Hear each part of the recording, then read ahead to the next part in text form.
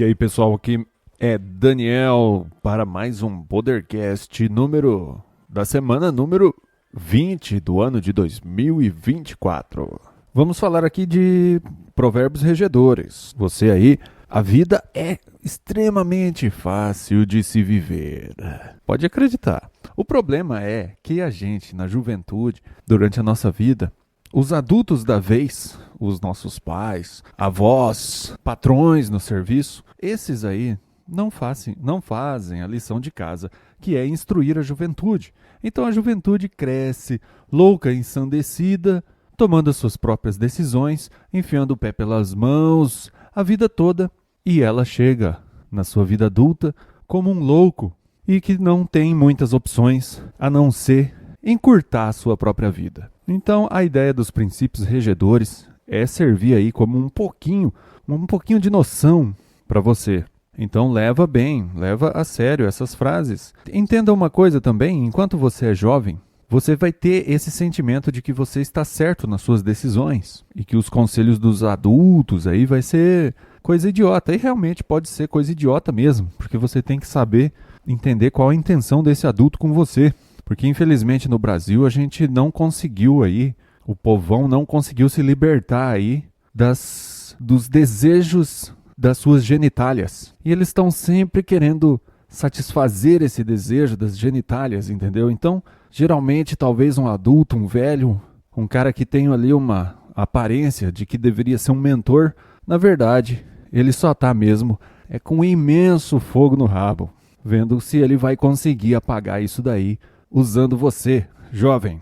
Então você tem que saber se esse idoso ou essa pessoa que está se aproximando de você é um caso desses. Não sendo um caso desses, sendo alguém que tem alguma preocupação legítima ou conselhos verdadeiros que quer te dar para a sua vida aí, para você ir crescendo e desenvolvendo e chegar menos louco na fase adulta, você tem que aproveitar essa pessoa aí, se aconselhar com ela, conversar com ela, aprender com ela, se entregar para ela como um pupilo, que aceita o que ela diz, mesmo que outras pessoas, pela internet, ainda mais hoje que você tem condições de ver aí 50 opiniões sobre o mesmo assunto, mas 50 opiniões não ajudam, porque você precisa de apenas uma opinião.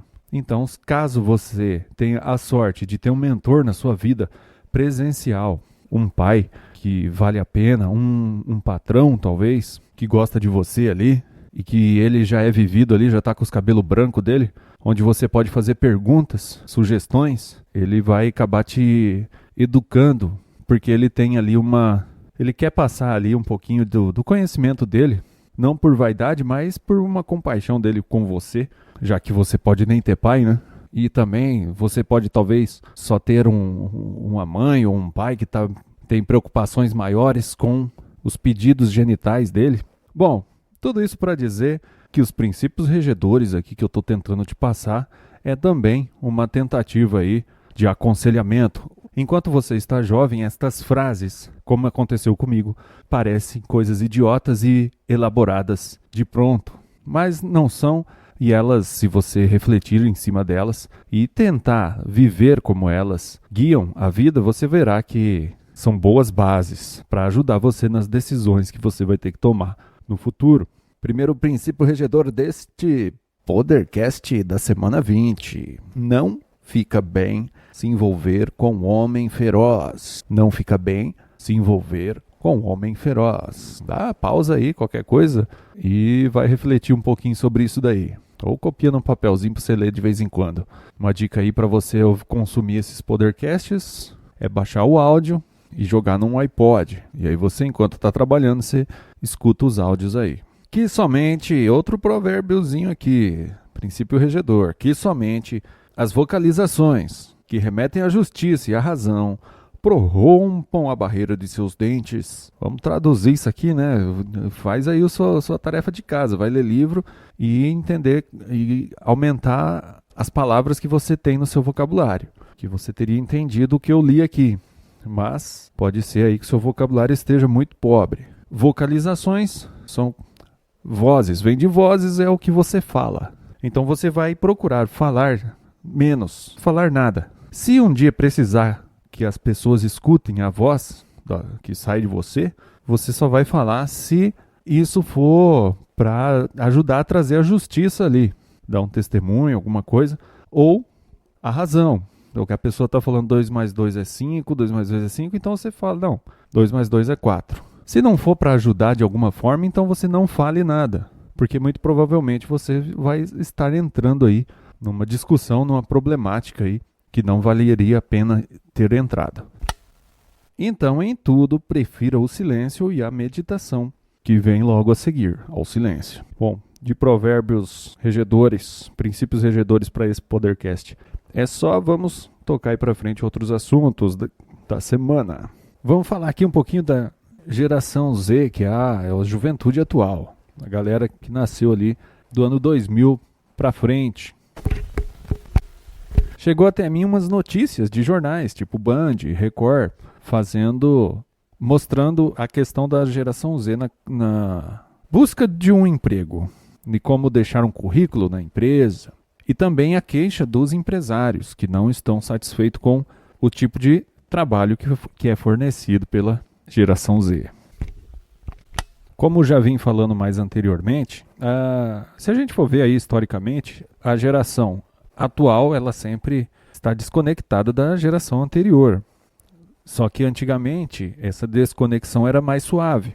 Então o jovem sempre vem com uma rebeldia a mais do que a geração anterior. Mas hoje em dia, igual a tecnologia, essa rebeldia ela deu passos muito maiores. E aí tem muitos elementos nessa questão. Praticamente, eu particularmente, o último culpado de toda essa equação, na minha visão, é a criança e o jovem. O grande culpado nessa questão é nós, a geração anterior, a geração que está passando o bastão para essa geração.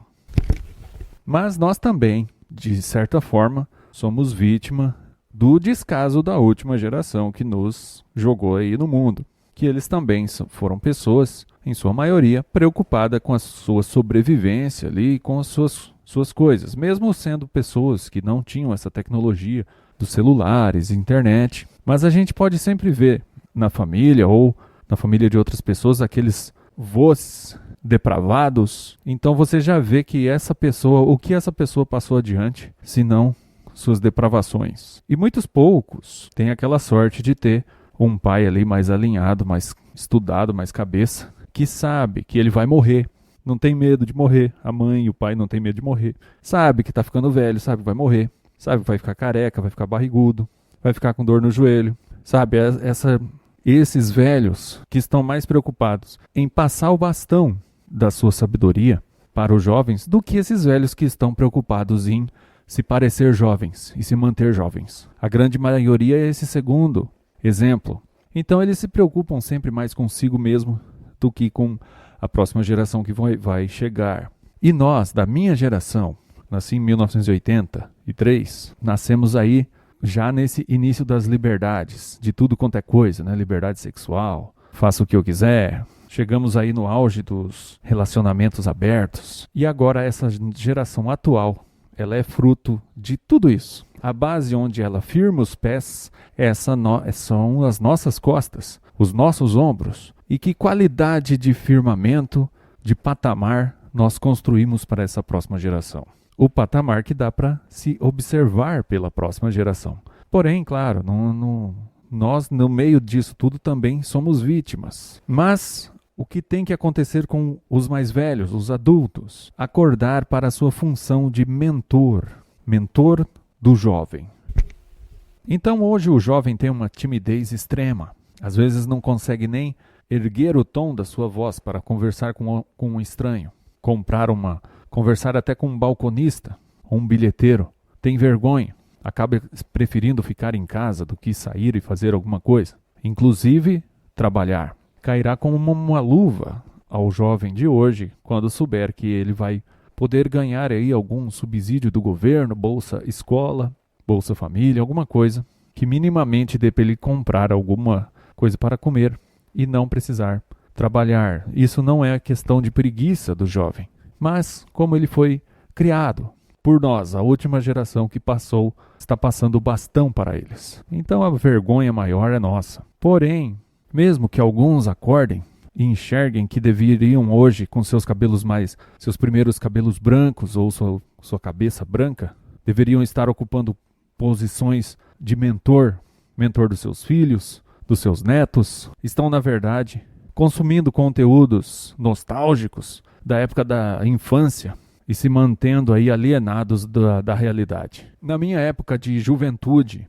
o que se ouvia dizer é que os velhos não teriam mais emprego no futuro e que os jovens eram melhores para ser contratados por causa da força, vigor, mais inteligência, mais capacidade de mexer com as máquinas novas, as interfaces, porque na verdade o computador, a tecnologia, geração Z, na nossa época de infância, ela ainda estava surgindo para o povão, vamos dizer assim. Então o vislumbre do futuro era que o velho não teria mais espaço no mercado de trabalho. Tanto que o meu pai, ele tem esse princípio aí na cabeça dele e ele não busca um emprego nem nada por causa que ele já se sente velho. Mas o que aconteceu na realidade? A gente sempre tem que esperar a realidade aparecer para você poder ver o que realmente vai acontecer e não as deduções e futurologias das pessoas. Aconteceu justo o contrário. O jovem passou a não ser interessante para as empresas e o velho está sendo a opção, porque o velho vem com essa cabeça de produção, de trabalhar, de fazer, de ganhar o dinheiro. E o jovem hoje, com a timidez exagerada, acaba não performando tão bem quanto uma pessoa mais madura. Porém, isso é um problema. Os velhos ou adultos mais idiotas vão ficar orgulhosos de si mesmo, porque eles são preferíveis aos jovens. Mas isso daí mostra só a nossa péssima passagem de bastão para a próxima geração. Mas isso daí é um problema meio sem solução, porque o jovem ele é ensinado a ignorar o que uma pessoa mais velha diz. E o que uma pessoa mais velha diz pode ser que esteja desintonizado, desafinado do contexto de vida do jovem. Mas ele também não é capaz de extrair ali do conselho do idoso as vantagens e virtudes. Ele simplesmente vê que não condiz uma coisa com a outra e ignora totalmente. Ele é levado a fazer isso, tanto pelas mídias que ele consome, materiais, desenhos, filmes, e o velho também. Ele é ensinado a passar a bola para o jovem. Mas eu tenho uma chave de compreensão para te dar aqui. Aquele que tem o crânio maior, mais desenvolvido, deve ensinar aquele que tem o crânio menor, menos desenvolvido. Quem tem o crânio menor, no caso o jovem, isso não é uma deficiência física dele, mas um tempo cronológico em que ele ainda não atingiu a maturidade comparado a outra pessoa que tem um crânio maior. A pessoa de crânio maior, ela pelo menos viveu anos à frente da pessoa de crânio menor. Então, se você é um jovem e tem sensatez, encontre um bom mentor, ou seja, uma pessoa mais velha que você, de cabelos brancos aí, e que dê para conversar com ela e que você perceba que ela não é um desses velhos pederastas, velhos libidinosos. Perceba que é uma pessoa que tem conteúdo de vida, que está bem resolvida com a sua existência, que não está com aqueles olhos de terror porque percebeu que a morte está chegando para ele. Procure uma pessoa que conseguiu entender que o tempo passa para todos e que ela possa te aconselhar na vida, te passando princípios, valores, chaves de compreensão, e aprenda dela. São as maiores lições que você vai ter, jovem da cabeça pequena, do crânio pequeno. E isso não é um xingamento meu, mas simplesmente para que você veja que você ainda não está maduro o suficiente. Seu cérebro ainda não liberou novas áreas. E certas coisas você só vai entender quando ficar velho.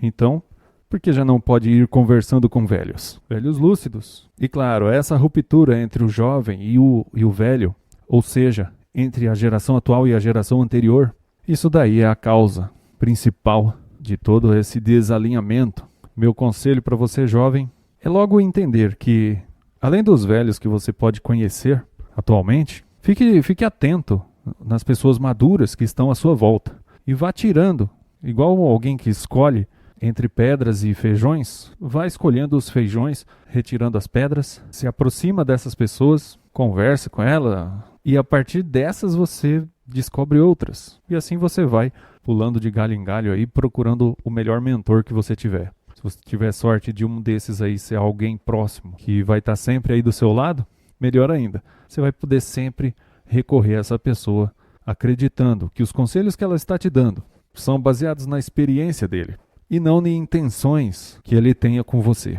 Bom,